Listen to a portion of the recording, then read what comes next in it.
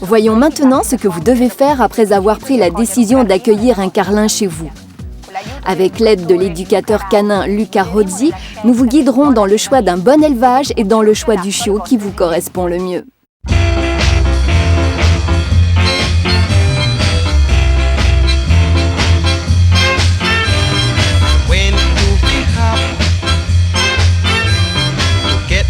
Some fun.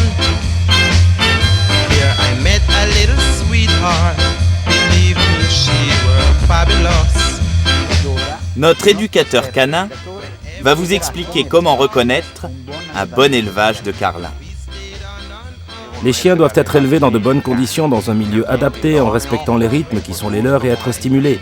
Ils doivent rester avec leurs frères et sœurs et rester le temps nécessaire avec leur mère parce que c'est lorsqu'ils sont petits, c'est-à-dire pendant les 2-3 premiers mois de leur vie, que se développent certains types de comportements, adaptés ou pas. Cette période de leur vie est une période très sensible à cet égard. Si on n'est pas vigilant à cette période de leur vie, il y a un risque qu'ils aient par la suite des comportements indésirables. Par exemple, l'imprégnation est cette période pendant laquelle se produit la reconnaissance d'appartenance à l'espèce. Et c'est à ce moment précis que le chien a besoin d'être mis en contact avec l'homme pour être socialisé. Si le contact ne se fait pas, si cette relation ne se fait pas, il est évident qu'il manquera quelque chose. Et ceci n'est qu'un exemple. Ensuite, dans les relations avec les autres chiens, dans les relations avec d'autres animaux, dans les comportements sociaux, il est important que le chien ait eu un vécu correct à cette étape sensible de sa vie. Et bien sûr, là, il faut s'adresser à un bon élevage, dans le sens où une partie de cette phase sensible se déroule alors que le chien est encore avec ses frères et sœurs, dans son élevage. C'est pourquoi il est important que les éleveurs soient passionnés et compétents, car ils doivent prendre soin non seulement des aspects morphologiques, mais aussi psychologiques du chien.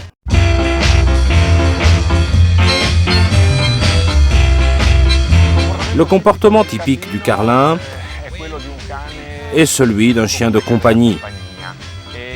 C'est pourquoi il convient aux personnes qui veulent simplement un chien de compagnie.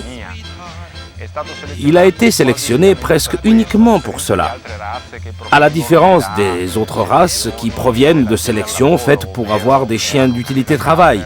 C'était à l'origine des chiens de chasse, des gardiens de troupeaux, puis ils sont devenus chiens de compagnie. Le carlin est né et a toujours été un chien de compagnie.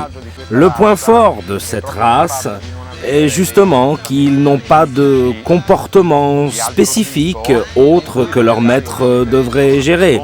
Cette tendance à être stimulé par le gibier ou à être excité par des objets en mouvement, comme cela se produit chez les gardiens de troupeaux, qui sont des comportements que les propriétaires de chiens doivent gérer, qu'il faut apprendre à gérer et qui peuvent parfois créer des difficultés. Ces comportements n'existent normalement pas chez le carlin. Le carlin a été sélectionné uniquement pour sa sociabilité dans ses relations avec l'homme et pour sa prédisposition à rester à ses côtés.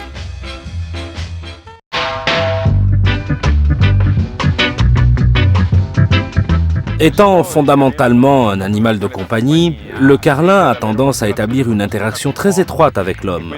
Et cela fait que si l'on partage vraiment son quotidien, c'est un chien qui participe beaucoup à la vie de famille. Si nous observons le carlin, il a une tête ronde, des yeux ronds, un museau aplati, des oreilles basses. Ces caractéristiques sont en lien avec le processus de domestication qui, d'une certaine manière, a bloqué le développement de ces chiens. Par ailleurs, le fait qu'on les soigne, qu'on les assiste de manière prolongée, a fait qu'ils ne se développent jamais complètement. S'ils se développaient complètement, comme cela se produit pour les loups dans la nature par exemple, ils finiraient par abandonner la meute à un moment ou à un autre. Cela ne se produit pas.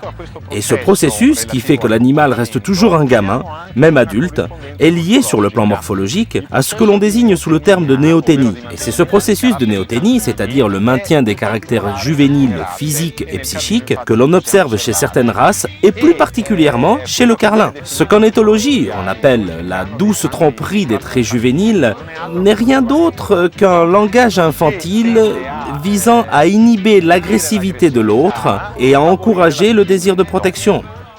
Nous autres humains sommes très sensibles à ce type de langage.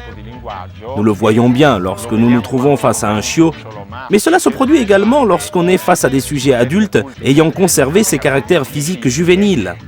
Et nous avons alors souvent le réflexe de les protéger et de les dorloter. Je crois que le succès du carlin est en partie lié à cela puisque c'est un animal de compagnie et qu'on aime le prendre sur ses genoux.